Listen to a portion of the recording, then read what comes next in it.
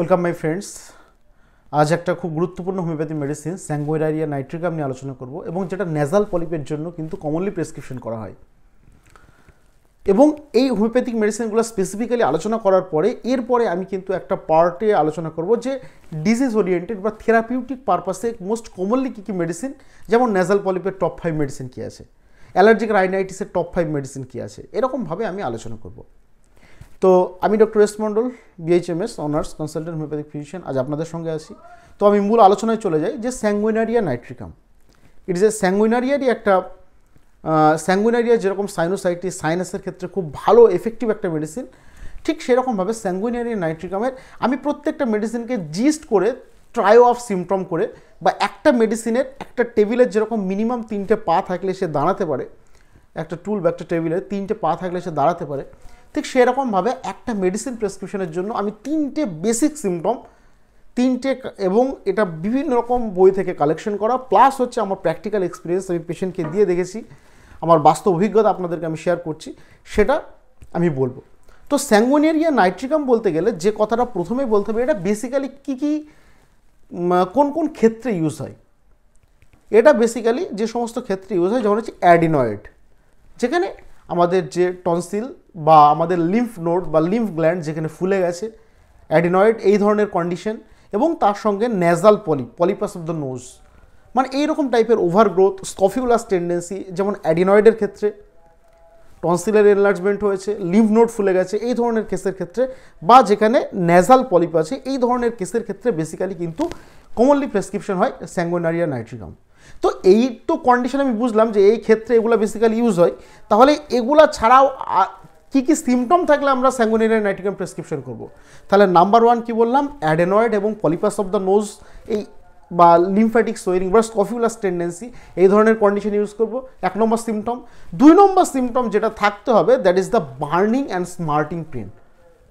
স্মার্টিং এবং burning pen, জ্বালা জ্বালা, ঠিক আর্সেনিক যেরকম আছে, ব্রায়োনিয়া যেরকম আর্সেনিক যেরকম আছে, ফসফরাস যেরকম আছে, সালফার যেরকম আছে, মেডোরিনাম যেরকম আছে, ঠিক এরকম টাইপের বার্নিং পেন কিন্তু পেশেন্টের থাকবে। দ্য বার্নিং এবং স্মার্টিং পেন নিয়ে পেশেন্ট প্রেজেন্ট করবে। এই ধরনের নেজাল পলিপের সঙ্গে যদি বার্নিং পেন এবং স্মার্টিং পেন থাকে, সেই সমস্ত ক্ষেত্রে আমরা অবশ্যই কিন্তু একবার স্যাঙ্গুইনারিয়া নাইট্রিকামের কথা ভাববো। আরেকটা স্পেশাল সিমটম, এই 3টে সিমটম যদি থাকে আমরা চোখ বন্ধ করে স্যাঙ্গুইনারিয়া নাইট্রিকাম প্রেসক্রিপশন করতে পারি। সেটা কি, যে ডিসচার্জটা হচ্ছে যেহেতু এটা অ্যালার্জিক রাইনাইটিস বা এরকম টাইপের একটা সিমটম দেখা দেয় পেশেন্টের, তো ধরেন ওই পেশেন্টের নেজাল পলিপ আছে, তাহলে নাক দিয়ে যে মাঝে মাঝে নাক তার বন্ধ হয়ে যায়, নোজ আর অবস্ট্রাক্টেড, নাক বন্ধ হয়ে যায়, এবং নাক বন্ধ হওয়ার সঙ্গে সঙ্গে একটা ওয়াটারি সিক্রেশন থাকে, নাকের ওয়াটারি সিক্রেশন থাকে, ঠিক অ্যালিয়াম সেপার যেরকম টাইপের সিক্রেশন থাকে, স্যাবাডিলার যেরকম সিক্রেশন থাকে, একটা তরল জলের মতো সিক্রেশন নাক দিয়ে বার হচ্ছে, এরকম টাইপের সিক্রেশন যদি না থাকে তাহলে, এবং সেই সিক্রেশনটা কীরকম হবে, পোস্ট নেজাল সিক্রেশন যেটা, সেটা হচ্ছে অ্যাডহেরেন্ট টু দ্য পার্ট, এবং খুব একটা ওয়াটারি সিক্রেশন জলের মতো না, জলের মতো তো অবশ্যই, কিন্তু সেটা চ্যাটচেটে যেন লেগে আছে, নাকের সঙ্গে পুরো লেগে আছে, ঠিক ক্যালিবাইক্রোমিকামে যেরকম একটা সুতোর মতো হয়ে পড়ছে, থিক ডিসচার্জ, এবং তার সঙ্গে গ্রাফাইটিসের যেরকম একদম গ্রাফাইটিস লাইক ডিসচার্জ, মোটা চ্যাটচেটে এরকম টাইপের ডিসচার্জ যদি থাকে নেজাল সিমটমে, তাহলে কিন্তু এই 3টে সিমটম দেখে আমরা স্যাঙ্গুইনারিয়া নাইট্রিকাম কিন্তু চোখ বন্ধ করে প্রেসক্রিপশন করতে পারি। তাহলে কী কী বললাম, অ্যাডিনয়েড এবং পলিপাসের ক্ষেত্রে আমরা নিঃসন্দেহে প্রেসক্রিপশন করতে পারি, এবং তার সঙ্গে যদি বার্নিং পেন এবং স্মার্টিং পেন থাকে, এবং নেজাল অবস্ট্রাকশন, কিছু হলেই ঠান্ডা লাগলেই নাক তার তাড়াতাড়ি বন্ধ হয়ে যাচ্ছে, নাক নোজ আর অবস্ট্রাক্টেড, এবং ওয়াটারি একটা সিক্রেশন হচ্ছে, জল বার হচ্ছে, এবং সেই জলটার ক্যারেক্টার কীরকম, অ্যাডহেরেন্ট টু দ্য পার্টে লেগে আছে, নাকে লেগে আছে, এতটা থিক এতটা পুরো সেটা নাকে লেগে আছে, এবং তার সঙ্গে বার্নিং পেন যদি থাকে, এবং অ্যাডেনয়েড যে কন্ডিশন একটু আগেই বললাম, তাহলে এই ধরনের যদি সিমটম যদি থাকে, এবং তার সঙ্গে sneezing, allergic rhinitis like symptom, watery nose, তার সঙ্গে রাইনাইটিস, প্রচুর পরিমাণে স্নিজিং হচ্ছে, ইরিটেশন হচ্ছে, চোখ দিয়ে জল পড়ছে, নাক দিয়ে জল পড়ছে, এরকম অ্যালার্জিক একটা রাইনাইটিস, তার সঙ্গে নেজাল পলিপ, তার সঙ্গে বার্নিং পেন যদি থাকে, আমরা চোখ বন্ধ করে স্যাঙ্গুইনারিয়া নাইট্রিকাম প্রেসক্রিপশন করতে পারি। এগুলো ছাড়াও স্যাঙ্গুইনারিয়া নাইট্রিকামের আর কয়েকটা সিমটম আছে যে সমস্ত ক্ষেত্রে আমরা প্রেসক্রিপশন করতে পারি, সেগুলো নিয়ে 2-1টা কথা আমি বলছি। কি, যেমন chronic follicular pharyngitis, chronic follicular pharyngitis, ফ্যারিংসে যেখানে একটা ক্রনিক ইনফ্লামেশন হচ্ছে, এবং কুইনজি যাকে বলা হয় septic tonsillitis. Another very important drug for quinsy or septic tonsillitis this a baryta carbonica. Allen's কিনোটে খুব সুন্দর করে লেখা আছে যে এরকম সেপটিক টনসিলাইটিসের ক্ষেত্রে বা যেখানে টনসিলে ইনফ্লামেশন হয়ে গেছে সেই সমস্ত ক্ষেত্রকে বলা হয় কুইনজি। সেই কুইনজির ক্ষেত্রে একটা বেস্ট মেডিসিন হচ্ছে ব্যারাইটা কার্ব, এবং তার সঙ্গে আমাদের স্যাঙ্গুইনারিয়া নাইট্রিকাম অলসো।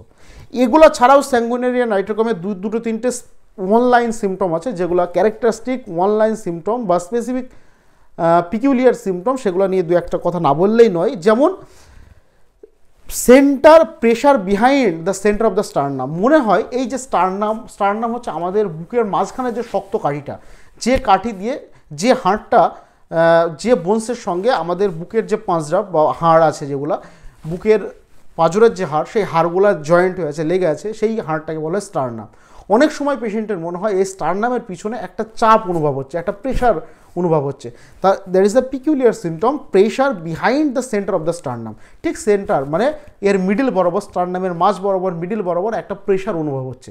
এই সিমটম যদি থাকে, নাম্বার 1, এগুলো পিকিউলিয়ার সিমটম। এবং যেহেতু এরকম একটা অ্যালার্জিক রাইনাইটিস, একটা ডিপ হোর্স সিটেড এবং এরকম টাইপের একটা ঠান্ডা লাগার প্রবণতা, অ্যালার্জিক রাইনাইটিস, নেজাল পলিপের একটা অ্যাডিনয়েড হওয়ার টেন্ডেন্সি পেশেন্টের থাকে, তো সেই ক্ষেত্রে পেশেন্টের কিন্তু থ্রোট ইনফেকশন বা hoarseness of voice like calcarea carbonica, like carbo veg, like hepar sulph, ওরকম hoarseness of voice, deep voice altered এবং ডিপ হোর্স, ভয়েসটাই অল্টার্ড হয়ে যায়। ঠিক গলাটা মনে হচ্ছে যেন তার নর্মাল যে গলা ছিল, ছেলের গলা মনে হচ্ছে যেন মেয়েদের মতো গলা হয়ে গেছে। ঠিক এরকমভাবে গলার যে আওয়াজটা, ভয়েসটা, সেটা যেন চেঞ্জ হয়ে যায় due to the chronic pharyngitis or due to the quinsy or septic tonsillitis. Voice alter হয়ে যায় এবং ডিপ হোর্স এরকম টাইপের একটা ভয়েস বা আওয়াজ কিন্তু হয়ে যায়। এগুলো ছাড়াও আর একটা অবজেক্টিভ সিমটম আমরা স্যাঙ্গুইনারিয়া নাইট্রিকামের ক্ষেত্রে পাই, সেটা হচ্ছে টাং সিমটম। টাং সিমটমটা খুবই ইম্পর্টেন্ট। কেন বলছি? Ulceration on the side.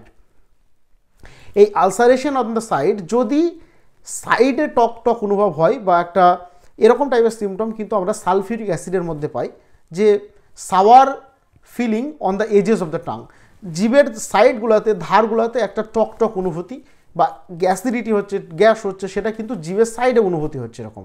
There medicine is sulphuricum acidicum. ঠিক এখানে কিন্তু সেটা নয়, এখানে আলসারেশন অন দ্য সাইড, জিভের সাইডে যদি, টাঙের যদি সাইডগুলোতে বা ল্যাটারাল পোর্শনে যদি এরকম আলসারেশন হয়, ঘা হয়, সেই সমস্ত ক্ষেত্রে কিন্তু আমরা স্যাঙ্গুইনারিয়া নাইট্রিকাম প্রেসক্রিপশন করতে পারি। গল্প একটাই, এই তিনটে সিমটম বেসিক্যালি থাকতে হবে, যে ulceration of the symptom, ulceration of the tongue হোক বা অ্যাডিনয়েড হোক বা টার্বিনয়েডস হোক বা এনলার্জ টার্বিনয়েডস হোক বা স্কফিউলাস টেন্ডেন্সি বা লিমনোডের সোয়েলিং হোক, তার সঙ্গে স্মার্টিং এবং বার্নিং পেন হবে, এবং যে ডিসচার্জটা থাকবে সেটা ওয়াটারি এবং থিক ডিসচার্জ এবং অ্যাডহেন্ট টু দ্য পার্টের সঙ্গে যেন লেগে থাকে, খুব সহজে সেটা বার হয় না। এরকম টাইপের সিমটম থাকলে আমরা নিঃসন্দেহে স্যাঙ্গুইনারিয়া নাইট্রিকাম প্রেসক্রিপশন করতে পারি। তো এই ধরনের হেলথ রিলেটেড আরও ইনফরমেশন সবার আগে পাওয়ার জন্য আমার official YouTube channel doctor S Mondal official, এটাকে আপনারা সাবস্ক্রাইব করে রাখুন এবং পাশে থাকা বেল আইকনটি অন করে রাখুন, যাতে সমস্ত ইনফরমেশন সবার আগে পেয়ে যান। তো ভালো থাকবেন, সুস্থ থাকবেন, দেখা হচ্ছে পরের ভিডিওতে। Thank you.